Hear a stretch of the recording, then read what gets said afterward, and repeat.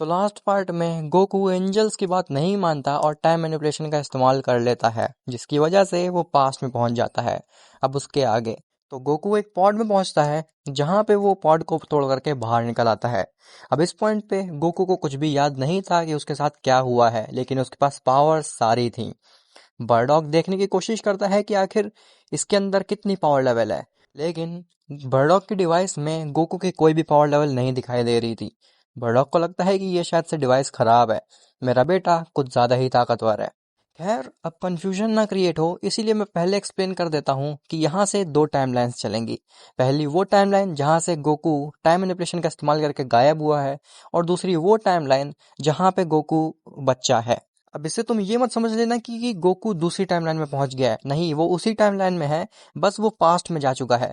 खैर, जेनो grand priest से कहता है कि ग्रैंड प्रिस्ट जाओ यूनिवर्स 7 में, और वहां पे एक प्लेनेट पे एक मॉर्टल का बच्चा पैदा हुआ है जिसका नाम है खैकरॉट, तुम उसको ले करके मेरे पास आ जाओ।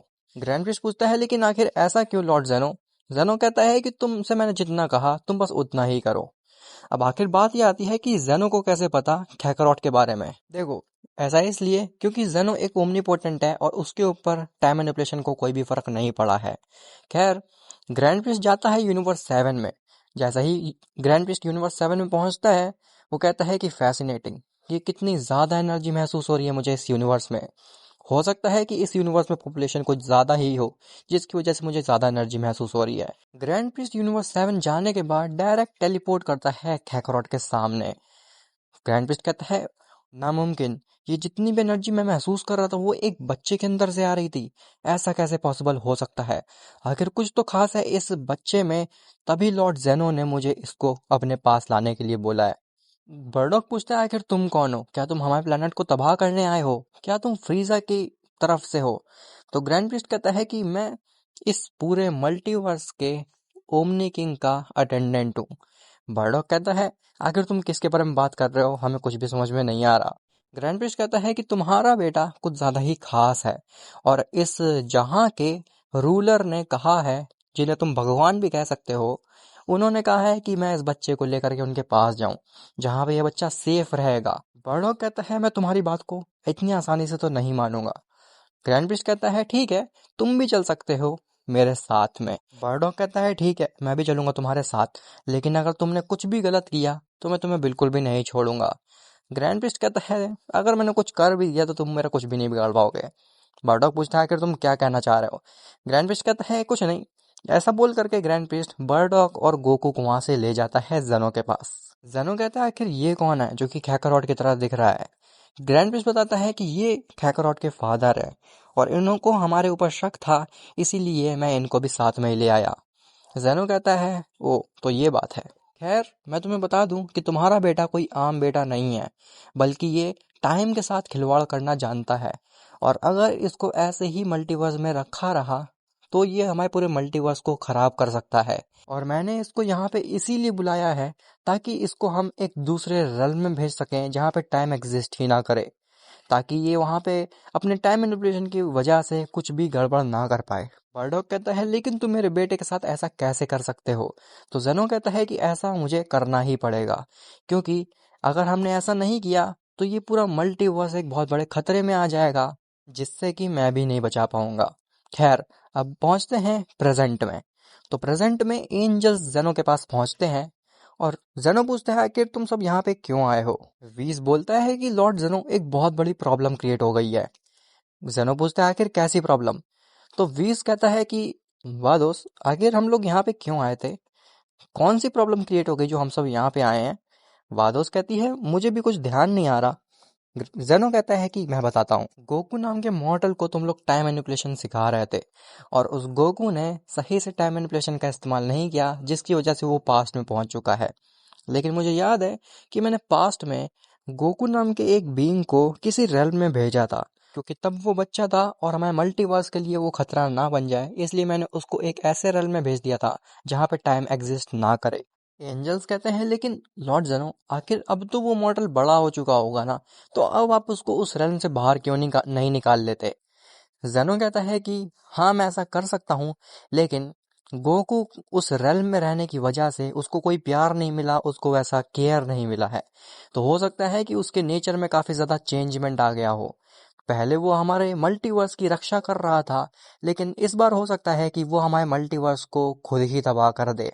इसीलिए मुझे ये डर है कि कहीं मैं अगर गोकू को रेल्म से बाहर निकाल लूं और वो कुछ गड़बड़ ना क्रिएट कर दे हमारे मल्टीवर्स के लिए। खैर, अब पहुंचते हैं पास्ट में। तो पास्ट में ग्रैंड प्रीस्ट और जेनो बर्डॉग से कहते हैं कि देखो, अगर तुम खैकारॉट को हमें रेल्म में बंद करने नहीं दोगे तो हमें मजबूर होकर के तुम्हें इरेज करना पड़ेगा और इसको जबरदस्ती उस रेल्म में बंद करना पड़ेगा। बर्डॉग कहता है अगर ऐसी बात है तुम कोशिश करके देख लो, जब तक मैं जिंदा हूँ मैं अपने बेटे के साथ कुछ भी नहीं होने दूंगा। जेनो ग्रैंड प्रीस्ट से कहता है कि ग्रैंड प्रीस्ट, तुम बर्डो को इरेज कर सकते हो। जिसके बाद ग्रैंड प्रीस्ट बर्डो को इरेज कर देता है, लेकिन ये चीज देख करके गोकू बहुत ज्यादा रेज करने लगता है, जिस रेज से जेनो और ग्रैंड प्रीस्ट मिलकर के भी नहीं बच पाते। जेनो को ऐसा महसूस हो रहा होता है जैसे उसके ऊपर किसी ने बहुत ही खतरनाक अटैक कर दिया है, और अगर थोड़ी देर तक गोकू ऐसे ही अपनी एनर्जी का की ब्लास्ट करता रहा तो जेनो और ग्रैंड प्रीस्ट हो सकता है इरेज हो जाए इस पूरे मल्टीवर्स के साथ। जेनो ग्रैंड प्रीस्ट से कहता है कि ग्रैंड प्रीस्ट जल्दी से इसको उस रेल्म में ले जाओ और वहां पे कैद कर दो जा करके। जिसके बाद ग्रैंड प्रीस्ट गोकू को वहां से तुरंत ले जाता है रेल्म में और कैद करके वापस आ जाता है। जेनो कहता है कि हम लोग बच गए। अगर ये बच्चा थोड़ी देर तक और ऐसे ही की रिलीज करता रहता तो हमारे मल्टीवर्स तबाह हो सकता था, इवन हमारी पूरी टाइमलाइन ही खत्म हो सकती थी। ग्रैंड प्रीस्ट कहता है लेकिन लॉर्ड जेनो, आखिर इस मॉर्टल के पास इतनी ज्यादा शक्तियां आई कैसे? जेनो सोचता है इसके लिए मुझे इसको सब कुछ बताना पड़ेगा जो भी फ्यूचर में हुआ, जिसमें उसको ये भी पता चल जाएगा कि ये मरने वाला है। इसीलिए बेहतर यही होगा कि मैं ग्रैंड प्रीस्ट को खैकरॉट के बारे में ना बताऊं। जेनो कहता है कि कुछ नहीं ग्रैंड प्रीस्ट, इसमें ऐसा कुछ भी नहीं है जो कि तुम्हें जानना चाहिए।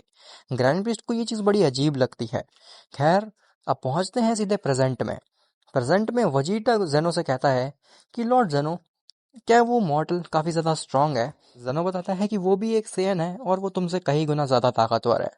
वजीटा कहता है अगर ऐसी बात है तो एक बार उसको आप रेल्म से बाहर निकालिए, मैं देखता हूँ कि आखिर वो कितना ज्यादा ताकतवर हो सकता है। जेनो कहता है मुझे भी लगता है कि ये सही वक्त है उस रेल्म से गोकू को बाहर निकालने का। जिसके बाद जेनो पहुंचता है उस रेल्म में जहां पे ग्रैंड प्रीस्ट ने गोकू को कैद किया था, लेकिन जेनो वहां पहुंच करके ये पाता है कि वहां पे गोकू तो है ही नहीं। अब बात ये आती है कि आखिर गोकू गया कहाँ पे। इसके बारे में तुम्हें पता चलेगा नेक्स्ट पार्ट में। अब यहाँ से वो लोग जा सकते हैं जिनको इस वीडियो में कंफ्यूजन नहीं हुआ और सब कुछ समझ में आ गया, और जिनको थोड़ा सा भी कंफ्यूजन हुआ है वो मेरी आगे की बात को सुने ताकि उनका सब कुछ क्लियर हो जाए। देखो, गोकू पास्ट में पहुंच गया, लेकिन उसके पास काफी ज्यादा एनर्जी थी जिसके बारे में केवल जेनो को ही पता था। इसीलिए जेनो ने गोकू को एक रेल में कैद कर दिया। अब इससे ये हुआ कि गोकू ने जितने भी इवेंट्स किए थे, जैसे कि वेजिटा से मिलना, एंजल से मिलना, डिस्ट्रॉयर से मिलना, वो सब कभी हुए ही नहीं। इसीलिए प्रेजेंट टाइम में किसी भी एंजल या फिर वेजिटा को पता ही नहीं है गोकू के बारे में। इवन यही नहीं, आगे आने वाली स्टोरीज में गोकू काफी सारी ऐसी चीजें करने वाला है पास्ट में, जिसकी वजह से काफी सारे चेंजेस होंगे प्रेजेंट में भी, और वो चीज सुन करके तुम्हें बहुत मजा आएगा। खैर, मिलते हैं तुमसे नेक्स्ट पार्ट में।